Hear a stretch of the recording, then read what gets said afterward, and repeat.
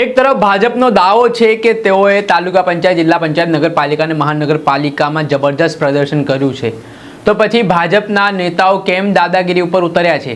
ક્યાંક વીજળીના થાંભલા ઉખેડવામાં આવી રહ્યા છે, તો ક્યાંક દૂધ લેવાની ના પાડવામાં આવી રહી છે, ક્યાંક તલવારો લઈને પાણી બંધ કરવામાં આવી રહ્યું છે, તો ક્યાંક રોડ તોડવામાં આવી રહ્યા છે। ત્યારે આ જ પ્રકારે જે ગુંડાગીરીના દ્રશ્ય સામે આવી રહ્યા છે, તેના કારણે ભાજપના અમુક નેતાઓને હાર પચી ના હોય તે પ્રકારની વાત પણ ચર્ચાઈ રહી છે। શું મામલો છે, હવે ક્યાંથી બનાવ સામે આવ્યો છે, વિગતે વાત કરીએ।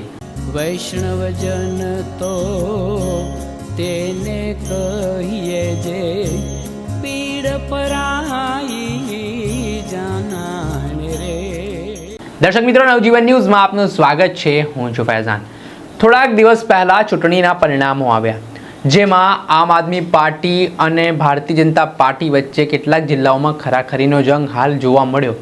વાત કરીએ છોટાઉદેપુર જિલ્લાની, તો ત્યાં હાલ પરિસ્થિતિ એવી કે મોઢી સડલી બેઠક જે ભાજપના ઉમેદવાર વર્ષોથી જીતતા આવતા હતા, ત્યાં આ વખતે આમ આદમી પાર્ટીના ઉમેદવાર જીતી ગયા।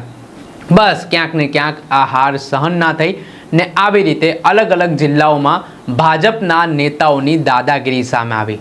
લોકોએ તેમને મત ના આપ્યા, જનતાએ ન સ્વીકાર્યા, તો હવે જાહેર મિલકતોને નુકસાન પહોંચાડવા લાગ્યા છે। ક્યાંક સ્ટ્રીટ લાઇટના થાંભલા ઉખેડવામાં આવી રહ્યા છે, તો ક્યાંક તલવારો બતાવીને પાણી બંધ કરાવી દેવાની ધમકી આપવામાં આવી રહી છે। ક્યાંક ગામે ભાજપને મત ના આપ્યા તો દૂધની જે મંડળીઓ છે તેમાં દૂધ સ્વીકારવાનો ઇનકાર કરવામાં આવી રહ્યો છે, તો ક્યાંક જે રોડ નવો બન્યો હતો, રોડ રસ્તાની સારી હાલત થઈ હતી, તો ગુસ્સામાં આવીને ભાજપના ઉમેદવારે રોડ રસ્તા તોડી નાખ્યા। જે આ પ્રકારનો ઘાટ છે તો ગુજરાતમાં સર્જાયો છે। તો આ સવાલ છે કે આ જે ભાજપના હારેલા ઉમેદવાર છે, જે જાહેર મિલકતને નુકસાન પહોંચાડી રહ્યા છે, તેમની સામે પોલીસ ગુનો નોંધશે? તે સૌથી મોટો સવાલ છે। વાત કરવી છે છોટાઉદેપુર જિલ્લાના મોટી સડલી બેઠક, જ્યાં ધમોડી ગામમાં આવેલી છે।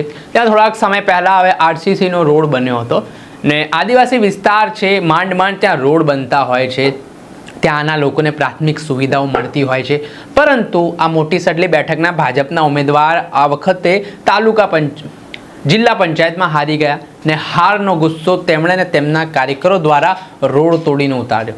આરસીસીનો જે રોડ બનાવવામાં આવ્યો હતો તે રોડ ભાજપના કાર્યકરો દ્વારા તોડી નાખવામાં આવ્યા હોય તે પ્રકારના આરોપો સામે આવ્યા ને આને લઈને આમ આદમી પાર્ટીના નેતાઓ રોષે ભરાયા છે।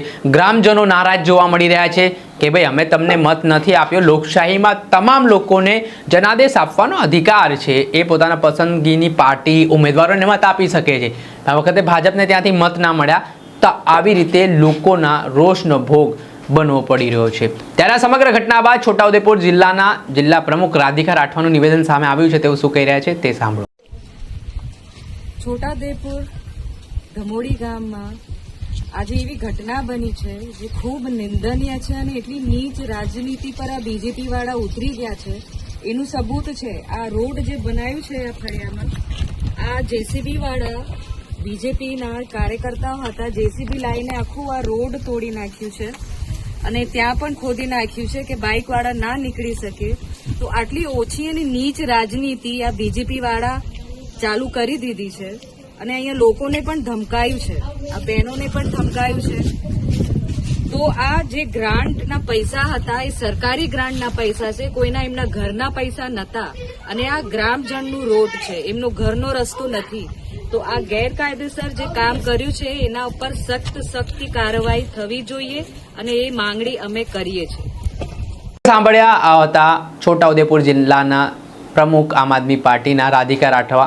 તેઓ ભાજપના આ કાર્યકરોની દાદાગીરીથી નારાજ થયા છે અને પોતાનો રોષ વ્યક્ત કર્યો છે। તે તેમના મત વિસ્તારમાં આવતા જે ધમોડી ગામમાં રોડ ખોદી નાખવામાં આવ્યો હારના કારણે, તેના કારણે લોકોમાં પણ જબરજસ્ત રોષ ભભૂકી ઉઠ્યો છે।